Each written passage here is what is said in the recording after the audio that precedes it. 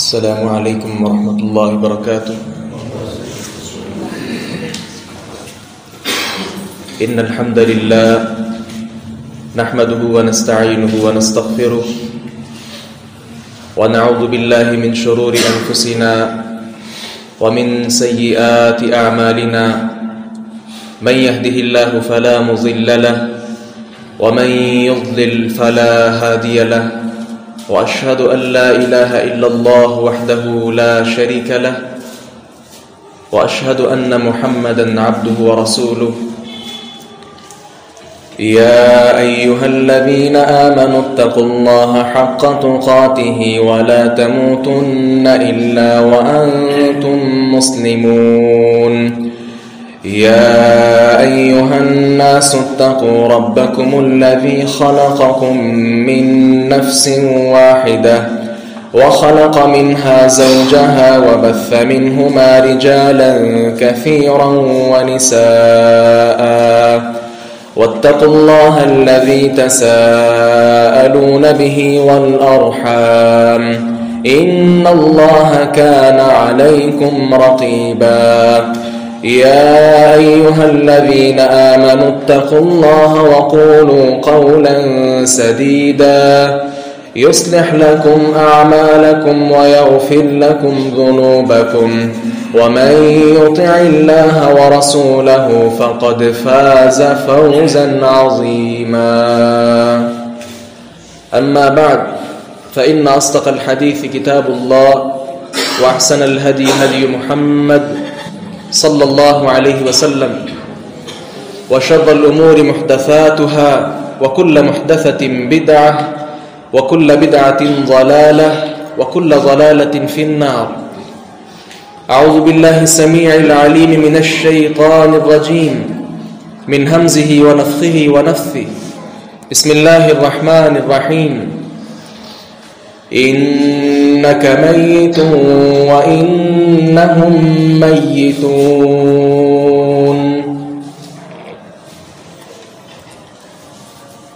قابل قدر عزیز نوجوان بھائیوں، قابل صد افتخار سفید ریش بزرگوں، عفت و حیا کی چادر میں لپٹی ہوئی میری معززات ماؤں اور بہنوں،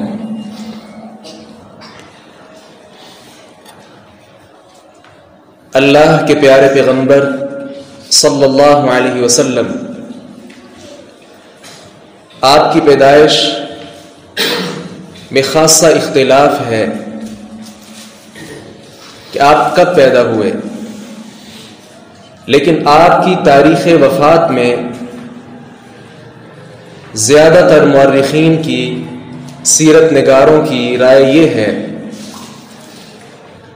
کہ نبی رحمت امام الانبیاء سید دو عالم جناب محمد الرسول اللہ صلی اللہ علیہ وسلم 12 ربیع الاول کو اس دنیا سے رخصت ہوئے۔ آج چونکہ ربیع الاول کی 12 تاریخ ہے، اسی مناسبت سے رسول اللہ صلی اللہ علیہ وسلم کی وفات کے حوالے سے چند باتیں آپ کے گوش گزار کریں گے۔ سب سے پہلا مسئلہ یہ ہے کہ نبی کریم صلی اللہ علیہ وسلم کی وفات کے بارے میں صحیح بات کیا ہے۔ اہل اسلام کے 2 آراء ہیں۔ پہلا قول یہ ہے کہ جس طرح اس زمین پر آنے والے تمام انسان، وہ خواہ انبیاء ہوں، رسول ہوں، کوئی بھی ہوں، اپنی زندگی گزار کر اللہ کے پاس چلے جاتے ہیں، اسی طرح ہمارے نبی صلی اللہ علیہ وسلم بھی باقی انبیاء کرام اور انسانوں کی طرح یہاں تشریف لائے اور زندگی بسر کرنے کے بعد اپنے خالق حقیقی سے جا ملے۔ اور دوسری رائے کیا ہے کہ نہیں، آپ علیہ السلام فوت ہوئے ہیں، برزخی زندگی میں ہیں، لیکن برزخی زندگی میں بھی وہ زندہ ہے، اور اس کے ساتھ ساتھ دنیاوی زندگی جو ہے عالم دنیا، اس کے اندر بھی آپ ہر اعتبار سے زندہ ہیں۔ یہ قول، دوسرا قول بالکل باطل ہے، اس کی کوئی دلیل نہ قرآن میں ہے اور نہ حدیث میں ہے۔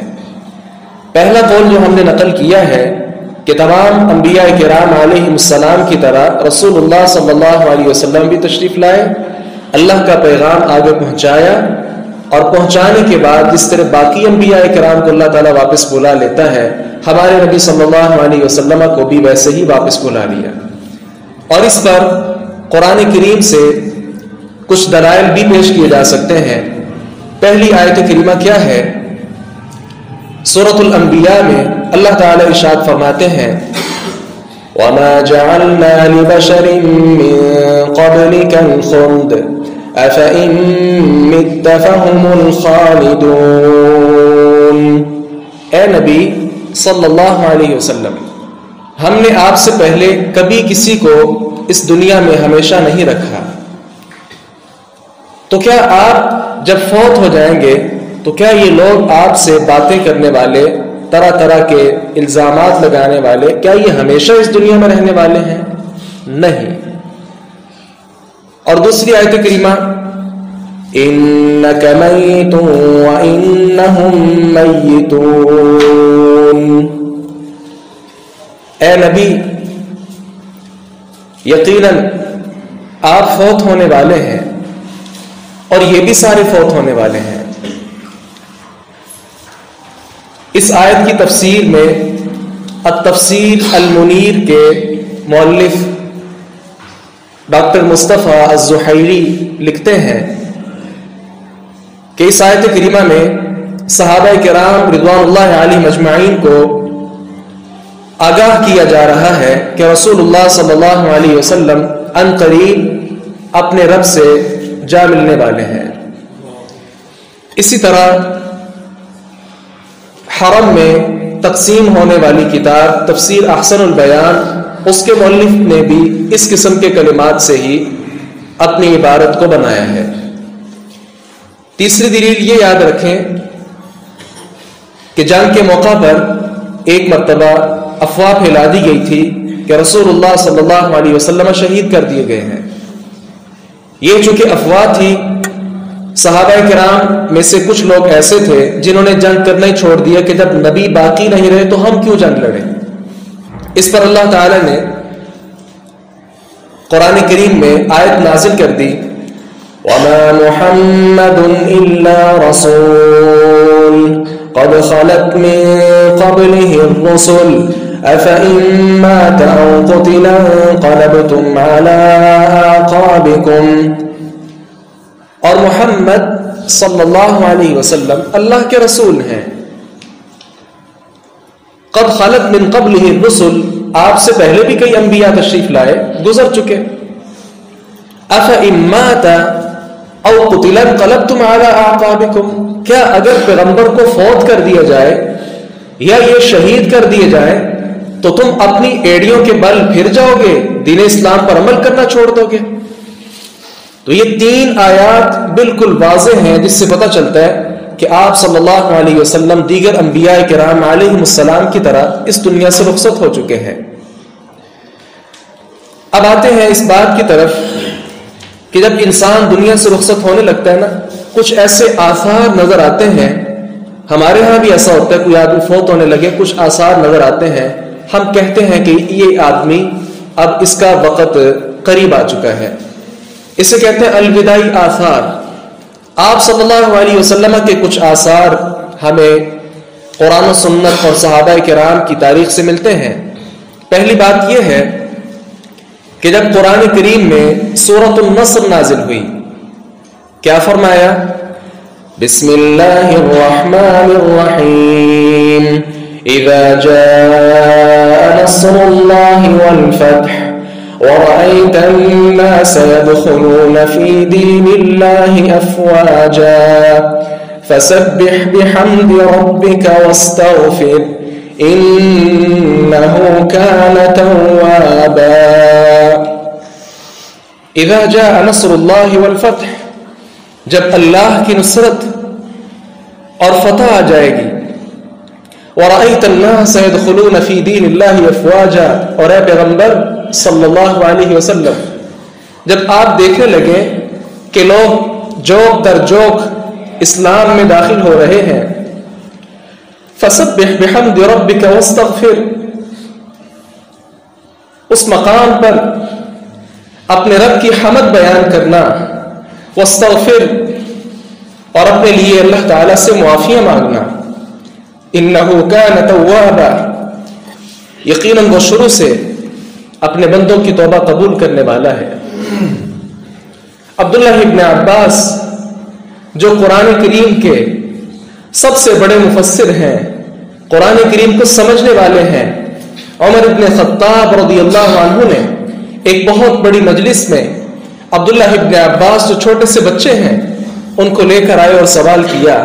پہلے لوگوں سے پوچھا کہ اس آیت کی کیا تفسیر ہے، یہ سورۃ النصر کیوں نازل ہوئی تھی؟ کچھ نے جواب دیا، لیکن کہا یہ جواب بنتا نہیں ہے۔ عباس کے بیٹے عبداللہ سے کہا بیٹا تم بیان کرو اس آیت کی وضاحت کیا ہے۔ عبداللہ ابن عباس جو مفسر قرآن ہیں وہ کیا ارشاد فرماتے ہیں، اس کا مطلب یہ ہے کہ رسول اللہ صلی اللہ علیہ وسلم اس دنیا سے رخصت ہونے والے ہیں۔ انبیاء کرام علیہ السلام کا کام یہ ہوتا ہے کہ وہ دنیا میں تشریف لائیں، اللہ کا پیغام آگے پہنچائیں، جب لوگ اس پر عمل کرنا شروع ہو جائیں اللہ تعالیٰ نبی کی صورت میں دی ہوئی امانت کو واپس لے لیتا ہے۔ تو گویا اس کا مطلب عبداللہ ابن عباس نے کیا کیا کہ رسول اللہ صلی اللہ علیہ وسلم کی وفات کا وقت قریب آ چکا ہے۔ دوسرے نمبر پر سیدنا معاذ رضی اللہ عنہ کے ساتھ آپ نے ایک ملاقات کی تھی، جس ملاقات سے یہ پتہ چلتا تھا کہ آپ کی وفات کا وقت بہت قریب آ چکا ہے۔ رسول اللہ صلی اللہ علیہ وسلم نے یمن کی طرف جب معاذ رضی اللہ عنہ کو رخصت کرنا چاہا، کیسا منظر تھا کہ سواری کے اوپر معاذ تشریف فرما ہے اور کائنات کے امام نیچے چل رہے ہیں اور معاذ رضی اللہ عنہ سے باتیں کر رہے ہیں، اور ساتھ کیا فرما رہے ہیں، یا معاذ انی عسى الا تلقانی بعد عامی هذا، معاذ شاید اس سال کے بعد تم مجھ سے ملاقات نہ کر سکو، وَلَعَلَّكَ أَن تَمُرَّ بِمَسْجِدِي هَذَا وَقَبْرِي، اور شاید بعد میں جب تم آؤ تو میری اس مسجد سے، مسجد نبوی سے، اور ساتھ میری قبر ہو، اس سے آپ کا گزر ہو۔ فَبَكَى معاذ رضی اللہ عنہ نے رونا شروع کر دیا۔ پیغمبر علیہ السلام کی جدائی کی بات سنی، معاذ رضی اللہ عنہ رونا شروع ہو گئے۔ تو یہاں سے بھی اندازہ صحابہ کرام کر رہے تھے کہ آپ صلی اللہ علیہ وسلم کے ایام بہت قریب آ چکے ہیں۔ اسی طرح تیسرے نمبر پر آپ صلی اللہ علیہ وسلم چونکہ 10 دن کا اعتکاف کیا کرتے تھے، لیکن وفات والے سال آپ نے 20 دن کا اعتکاف کیا۔ اور چوتھے نمبر پر آپ صلی اللہ علیہ وسلم جبریل امین کے ساتھ ایک مرتبہ قرآن کا دور کرتے تھے، ایک ایک پارہ سناتے تھے اور ان سے سنتے تھے، سارا قرآن سنایا اور ان سے سنا، اس کو دور کہتے ہیں۔ لیکن آپ نے وفات والے سال جبریل امین علیہ السلام کے ساتھ 2 مرتبہ قرآن سنایا۔ اور 5ویں نمبر پر خطبہ حجۃ الوداع کے موقع پر کچھ ایسی باتیں آپ صلی اللہ علیہ وسلم نے ارشاد فرمائیں جس سے صحابہ کرام واقف ہو چکے تھے کہ آپ صلی اللہ علیہ وسلم کا وقت قریب آ چکا ہے۔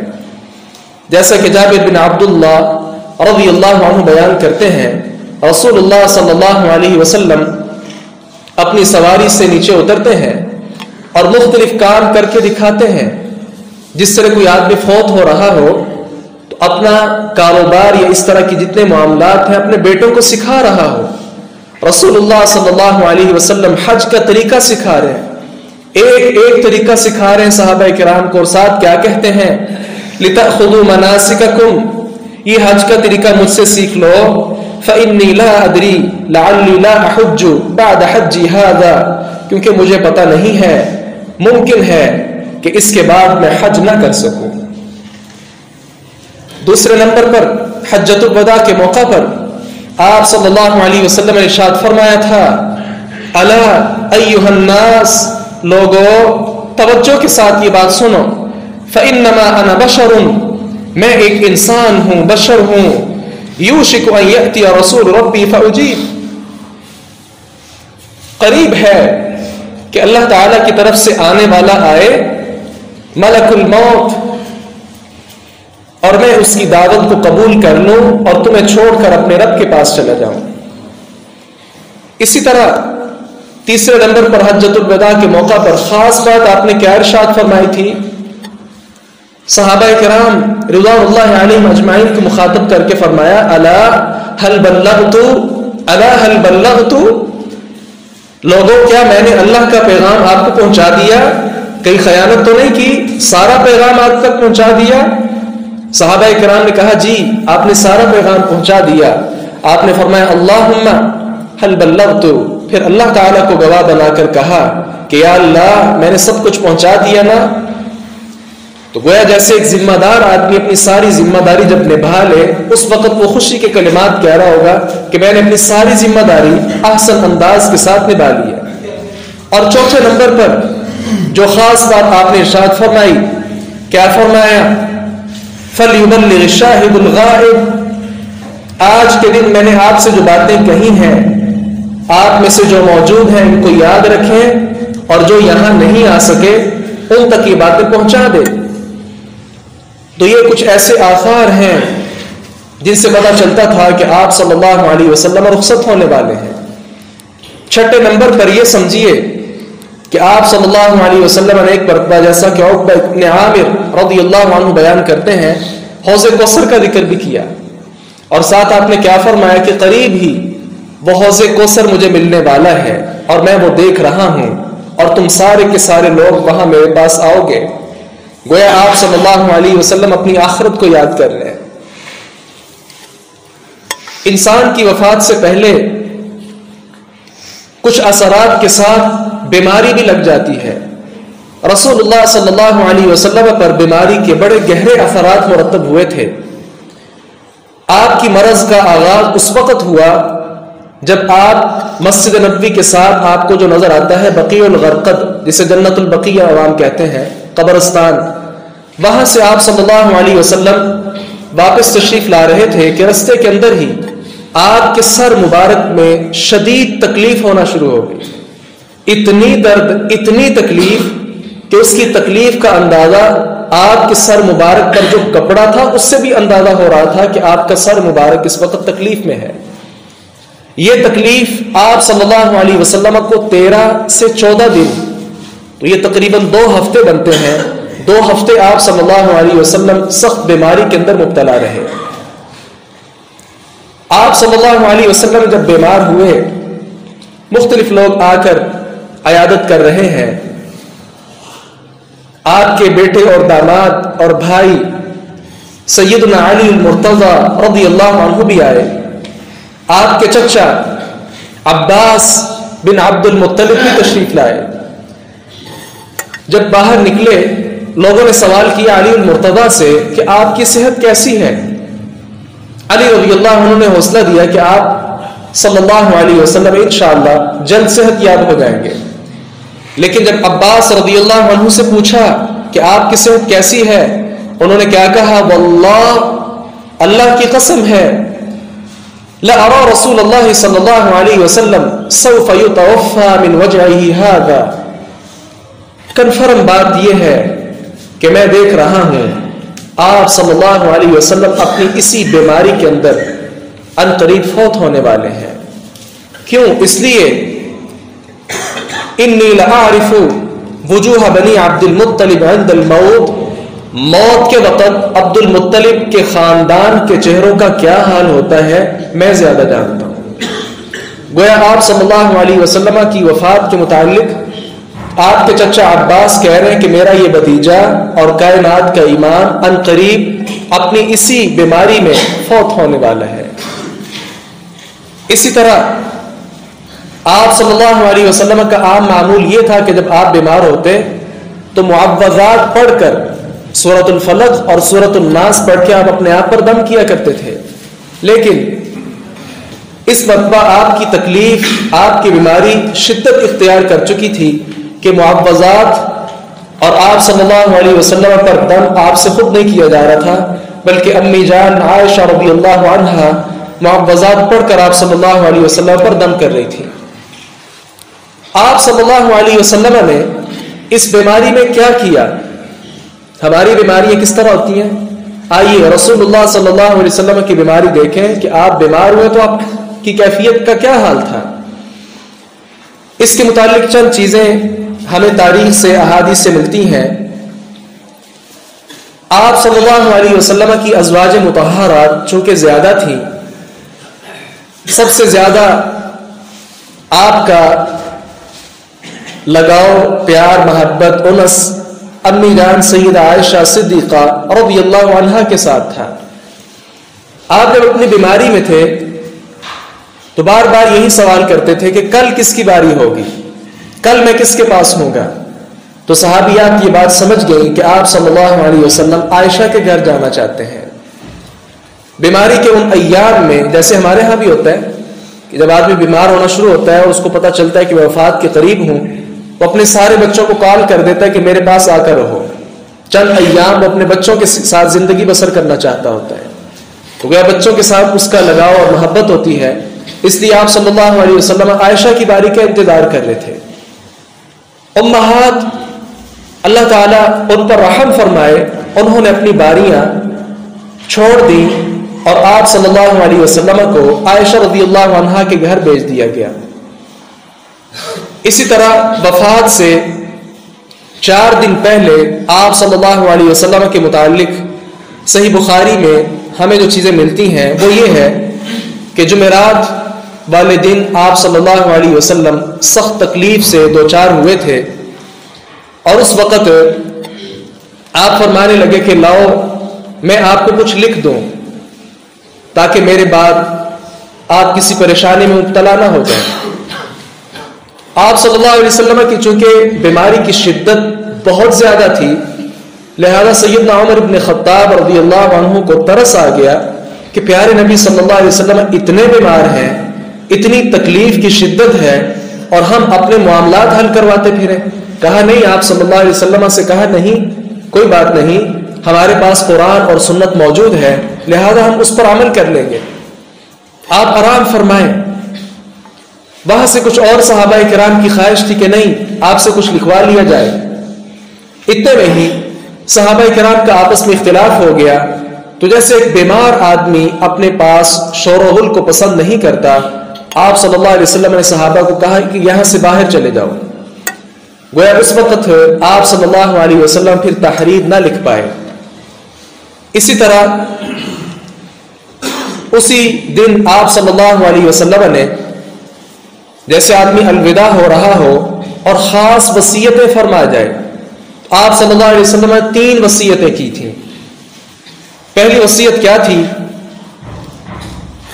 عرب کے جزیرہ سے، عرب کے علاقے سے یہود اور نصارہ کو نکال دو. چونکہ مدینہ میں یہود بھی آباد تھے، عیسائی بھی تھے. آپ نے کیا فرمایا کہ یہاں سے یہود و نصارہ چونکہ یہ کافر ہیں، ان کو یہاں سے نکال دو. اور دوسری وصیت آپ نے کیا فرمائی؟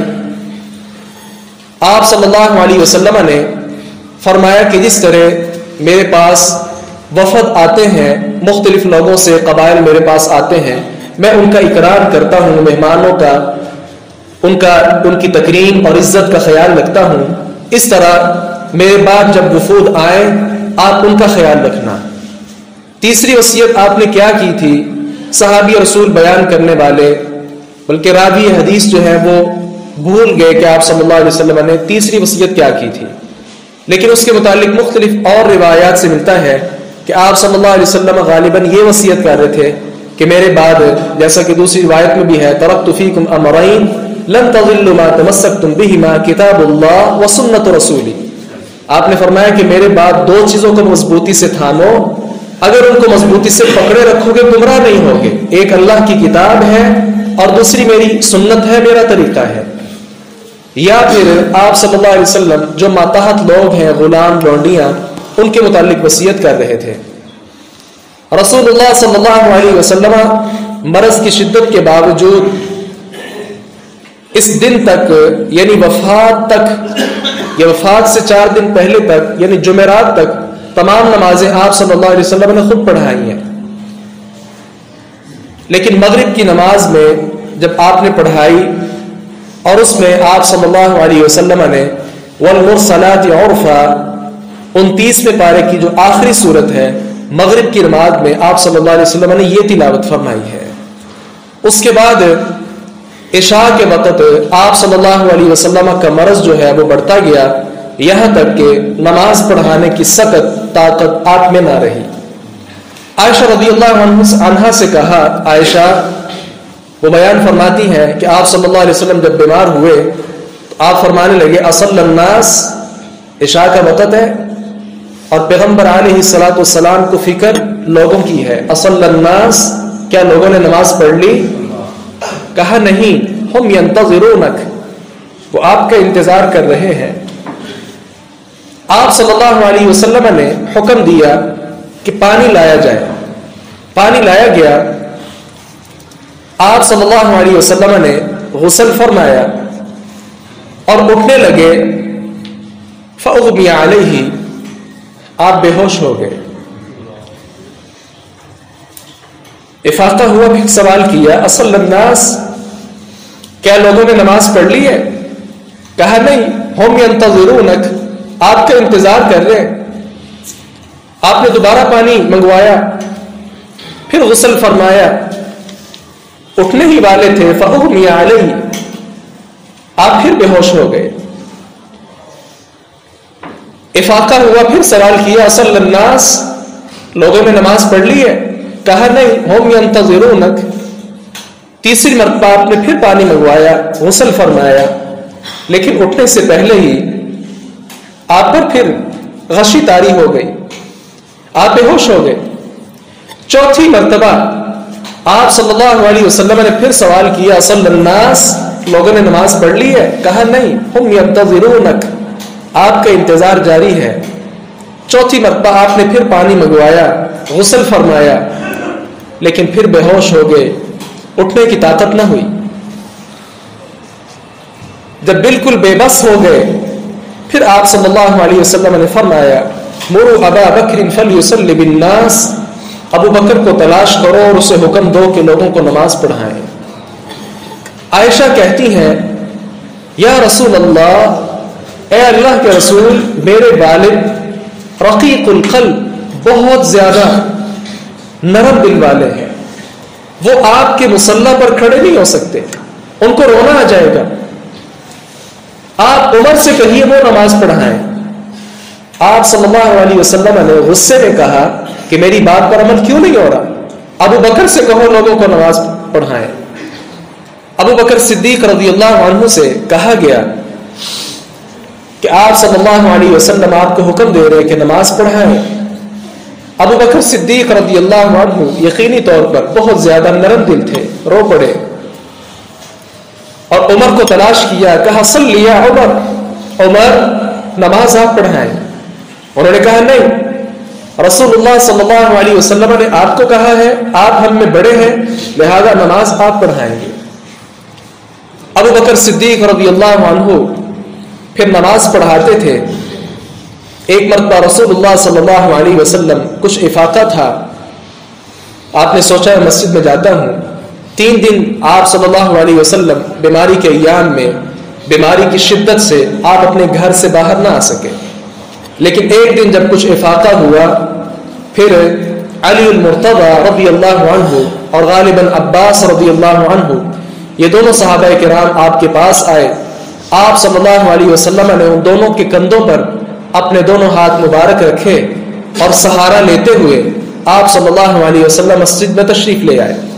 راوی حدیث بیان کرتے ہیں کہ وہ عجیب منظر تھا، رسول اللہ صلی اللہ علیہ وسلم اس طرح مسجد کی طرف آ رہے تھے، دونوں صحابہ کرام کے کندھوں پر اپنے بازو رکھے ہوئے ہیں اور صورتحال کیا ہے کہ آپ کا جو پاؤں مبارک ہے وہ زمین کے ساتھ گھسٹ رہا ہے، اور جیسے کوئی آدمی چلے تو مٹی کے اوپر وہ لکیریں سی خط سے کھینچے جاتے ہیں، اس طرح مٹی کا حال تھا۔ رسول اللہ صلی اللہ علیہ وسلم مسجد میں تشریف لائے، ابو بکر صدیق رضی اللہ عنہ نماز کروا رہے تھے، لوگوں نے اپنے ہاتھوں پر ہاتھ مارے اور ابو بکر کو متنبہ کیا کہ رسول اللہ صلی اللہ علیہ وسلم میں تشریف لے آئے ہیں۔ آپ نے ابو بکر کو کہا اپنی جگہ پر رہو، یعنی نماز جاری رکھو، لیکن ابو بکر صدیق رضی اللہ عنہ ان میں یہ سکت نہیں تھی، ہمت نہ کر سکے، لہذا پیچھے ہٹ گئے۔ رسول اللہ صلی اللہ علیہ وسلم نماز کے دوران ہی آگے آئے، آپ بیٹھ گئے، ابو بکر صدیق رضی اللہ عنہ ساتھ کھڑے ہو گئے، گویا آپ کی پیروی کرنے والے ابو بکر ہیں اور ابو بکر باقی پیچھے سارے لوگوں کے امام ہیں۔ اس طرح کر کے آپ صلی اللہ علیہ وسلم نے جو ہے وہ نماز پڑھائی۔ وفات سے چند دن پہلے جابر بن سمرہ رضی اللہ عنہ کی حدیث کے مطابق آپ فرما رہے تھے لا يموتن احدكم الا وهو يحسن الظن بالله عز وجل، تم میں سے کسی کو موت نہیں آنی چاہیے مگر اس حال میں کہ وہ اللہ کے ساتھ اچھا گمان رکھے۔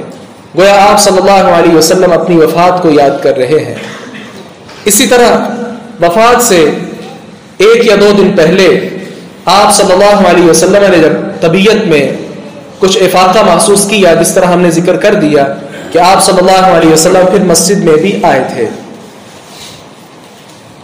آپ صلی اللہ علیہ وسلم کی حیات مبارکہ کا آخری دن کیسا تھا؟ چند چیزیں ہمیں احادیث سے اور صحابہ کرام کے آثار سے ملتی ہیں۔ آپ صلی اللہ علیہ وسلم نے اپنی مسجد کا، مسجد نبوی کا آخری مرتبہ دیدار کیسے کیا؟ انس بن مالک رضی اللہ عنہ جو آپ کے خادم خاص ہیں بیان فرماتے ہیں آپ صلی اللہ علیہ وسلم جس دن فوت ہوئے ہیں فجر کا وقت تھا، چونکہ آپ صلی اللہ علیہ وسلم کا حجرہ مسجد کے بالکل ساتھ تھا، درمیان میں ایک پردہ تھا۔ ابو بکر صدیق رضی اللہ عنہ معمول کے مطابق نماز پڑھانے کے لیے وہاں موجود ہیں۔ رسول اللہ صلی اللہ علیہ وسلم نے پردہ اٹھایا اور اپنا مبارک چہرہ صحابہ کرام کی طرف کیا اور ہاتھ کے اشارے سے ابو بکر کی طرف اشارہ کیا اور لوگوں سے کہا کہ اس کو آگے کرو، ابو بکر کو، یہ آپ کو نماز پڑھائیں گے۔ انس بن مالک بیان فرماتے ہیں آپ نے جب یہ کلمات کہے اور اس کے بعد آپ نے پردہ نیچے کر دیا، اس کے بعد میں نے آپ صلی اللہ علیہ وسلم کے مبارک چہرے کا کبھی بھی دیدار نہیں کیا۔ یہ آخری دیدار تھا صحابہ کرام کو کہ آپ صلی اللہ علیہ وسلم نے اپنا دیدار تمام صحابہ کرام کو کروایا۔ نماز کے بعد آپ صلی اللہ علیہ وسلم کا انتقال ہو جاتا ہے، اپنے خالق حقیقی سے جا ملتے ہیں۔ اس کے متعلق امی جان عائشہ رضی اللہ عنہا بیان فرماتی ہیں کہ جب آپ فوت ہوئے اس وقت آپ کا چہرہ مبارک آپ نے میرے سینے کے اوپر رکھا ہوا تھا اور اسی دوران کچھ باتیں کر رہے تھے۔ عائشہ بیان فرماتی ہیں کہ آپ نے اس سے پہلے ایک مرتبہ حدیث بیان کی تھی کہ انبیاء کرام علیہم السلام تشریف لاتے ہیں اور پھر واپس چلے جاتے ہیں۔ فرماتے ہیں وہ ساری باتیں پھر مجھے یاد آ رہی تھی۔ کچھ باتیں آپ کر رہے تھے، یہود و نصارہ پر لعنت بھیج رہے تھے، لعن اللہ الیہود والنصارى اتخذوا قبور انبیائہم مساجدا، اللہ تعالیٰ یہود و نصارہ پر لعنت کرے جنہوں نے اپنے انبیاء کی قبروں کو مسجدیں بنا لیا۔ گویا آپ یہ سمجھانا چاہ رہے تھے کہ میں اب رخصت ہونے والا ہوں، لہذا میری مسجد کو سجدہ گانا بنانا، میری قبر کو سجدہ گانا بنانا۔ مسواک کے ساتھ آپ صلی اللہ علیہ وسلم کا خاص لگاؤ تھا۔ اسی دوران ایک صحابی گزرے جن کے پاس مسواک تھی، تو آپ صلی اللہ علیہ وسلم بار بار مسواک کی طرف دیکھ رہے ہیں۔ عائشہ فرماتی ہیں کہ میں نے سمجھا شاید آپ کو مسواک اس وقت چاہیے، لہذا میں نے ان سے مسواک پکڑ لی اور وہ سخت تھی، پیارے نبی صلی اللہ علیہ وسلم اس کو چبا نہیں سکتے تھے بیماری کے ایام میں۔ فرماتی ہیں کہ میں نے اس کو اپنے دانتوں کے ساتھ چبایا اور نرم کیا اور پھر آپ صلی اللہ علیہ وسلم کو مسواک کی۔ اس موقع پر مختلف باتیں، جیسا کہ اپنی پیاری بیٹی لخت جگر سیدہ فاطمہ الزہرا رضی اللہ عنہا کو بلایا، قریب کیا، ایک بات کہی،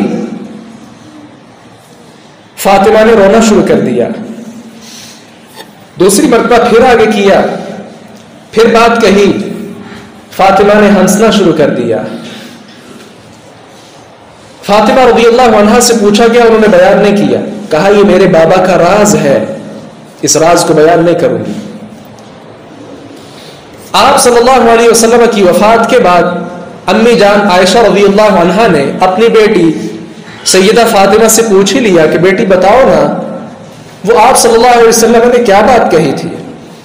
کہا آپ نے فرمایا تھا کہ ان قریب میں اپنے رب سے ملنے والا ہوں۔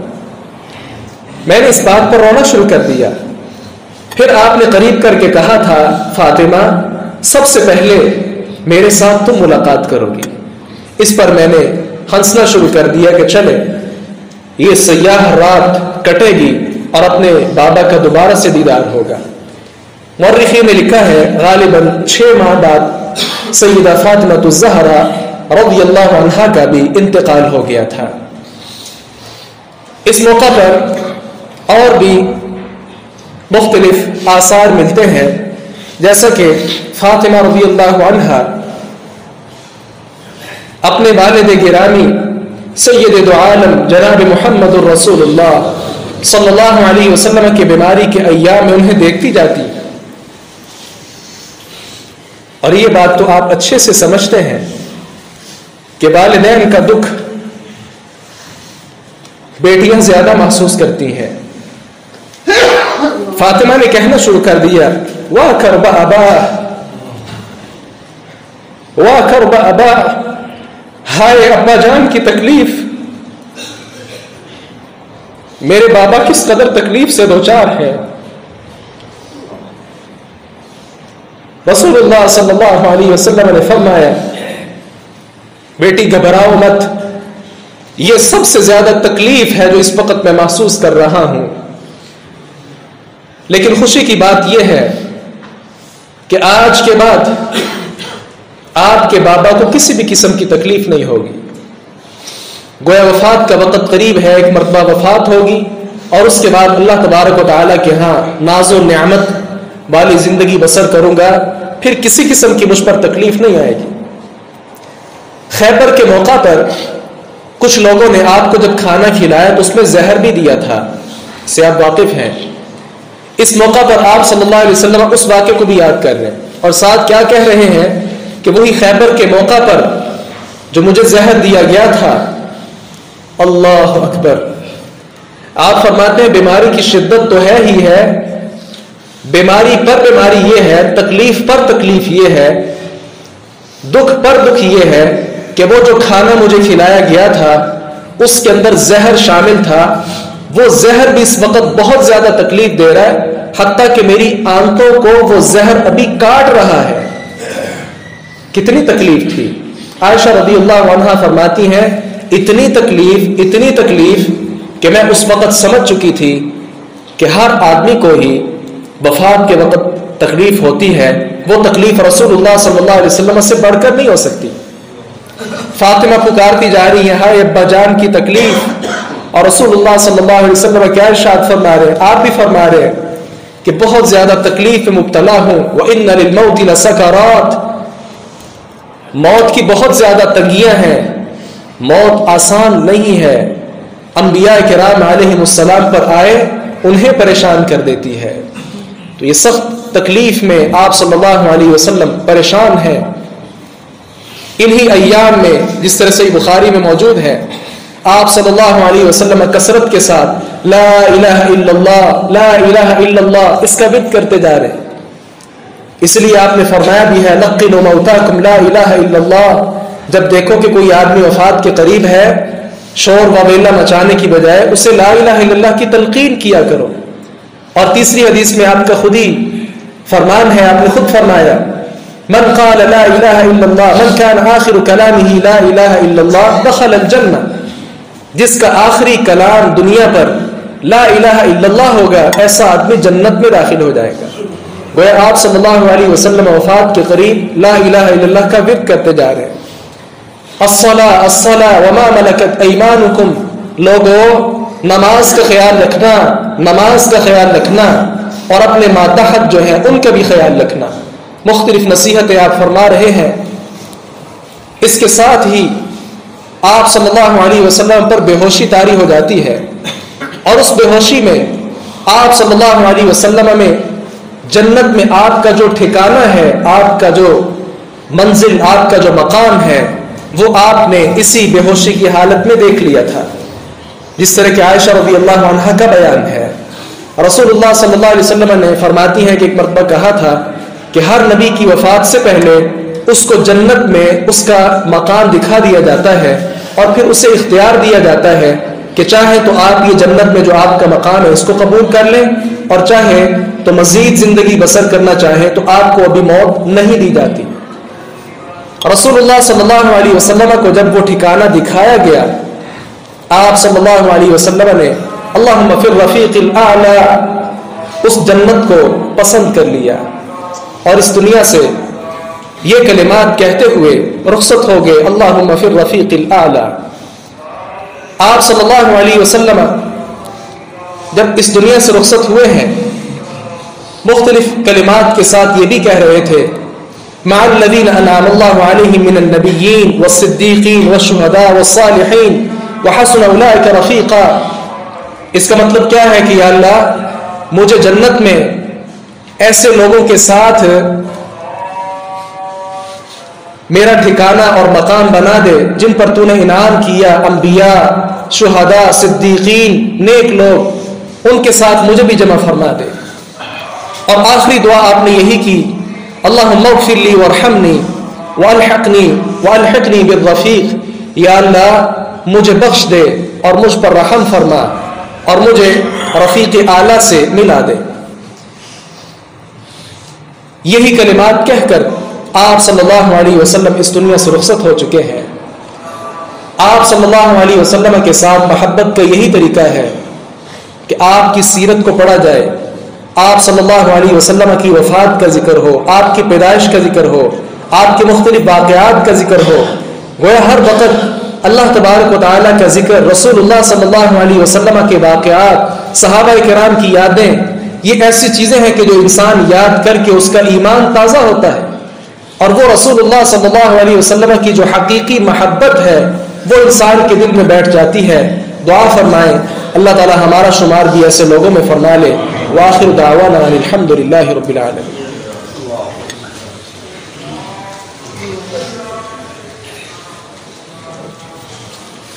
ان الحمد للہ نحمده ونستعینه ونستغفره ونعوذ بالله من شرور انفسنا ومن سیئات اعمالنا من يهده الله فلا مضل له ومن يضلل فلا هادي له واشهد ان لا اله الا الله وحده لا شريك له واشهد ان محمدا عبده ورسوله اما بعد۔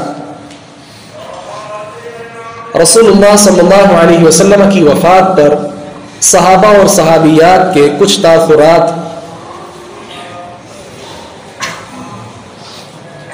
سیدہ فاطمہ الزہرا رضی اللہ عنہا آپ کی بیٹی آپ کی وفات پر کیا فرما رہی ہیں؟ یا ابتا، ہائے ابا جان، اجاب ربا دعاہ،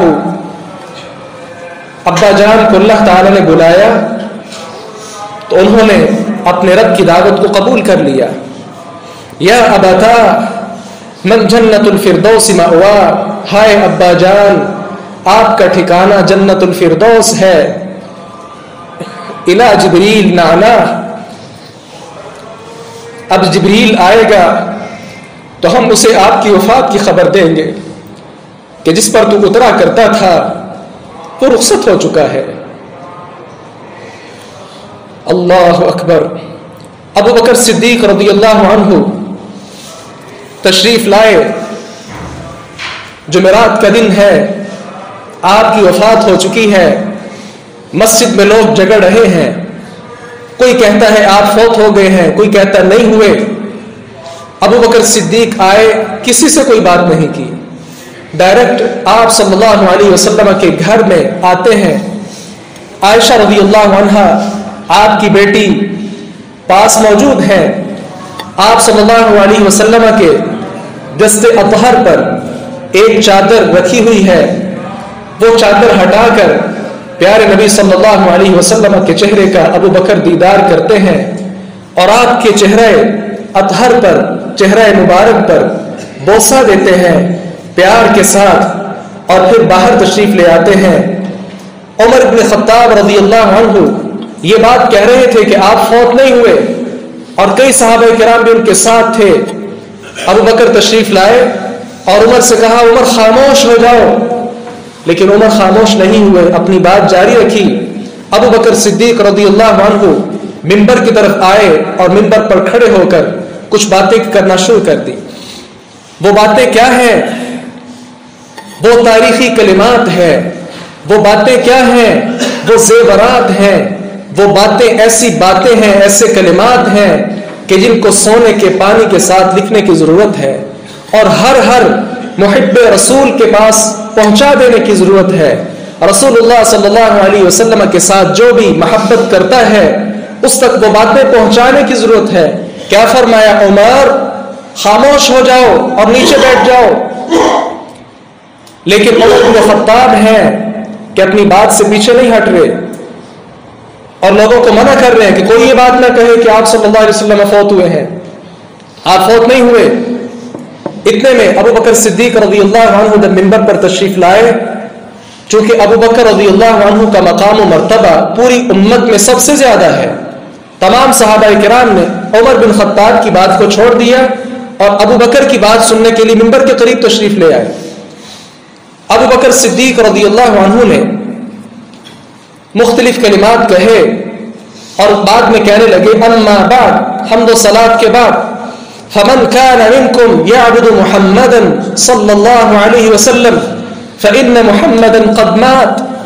لوگوں یہ خیال سے توجہ کے ساتھ بات سنو، جو آدمی بھی محمد صلی اللہ علیہ وسلم کی عبادت کیا کرتا تھا وہ آج یہ بات جان لے فإن محمدا قد مات، آپ صلی اللہ علیہ وسلم یقینی طور پر فوت ہو چکے ہیں.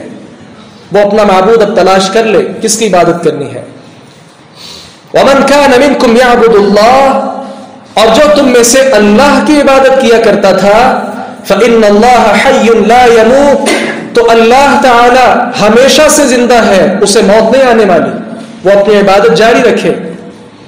قال اللہ وما محمد إلا رسول قد خلت من قبله الرسل أفإن مات أو قتل انقلبتم على أعقابكم. پھر ابو بکر صدیق رضی اللہ عنہ نے یہ آیت مبارکہ تلاوت فرمائی. عمر بن خطاب جو لوگوں کو کیا کہہ رہے تھے کہ آپ فوت نہیں ہوئے، عمر بن خطاب کا بیان ہے جب ابو بکر صدیق رضی اللہ عنہ کا یہ خطاب، یہ تقریر میں نے سنی، میں اپنے پاؤں پر ہی کھڑا رہا اور ایسے ہی زمین پر گر گیا. گویا مجھے بھی اطمینان ہو گیا کہ ابو بکر کی بات جھوٹی نہیں ہو سکتی، یہ صدیق ہے، ہمیشہ سچ بولنے والا ہے، اس کو اسلام نے صدیق کا ٹائٹل دیا ہے. لہذا عمر بن خطاب نے بھی اپنے موقف سے رجوع کر لیا اور وہ بھی کیا کہتے ہیں کہ آپ صلی اللہ علیہ وسلم واقعی اس دنیا سے رخصت ہو چکے ہیں.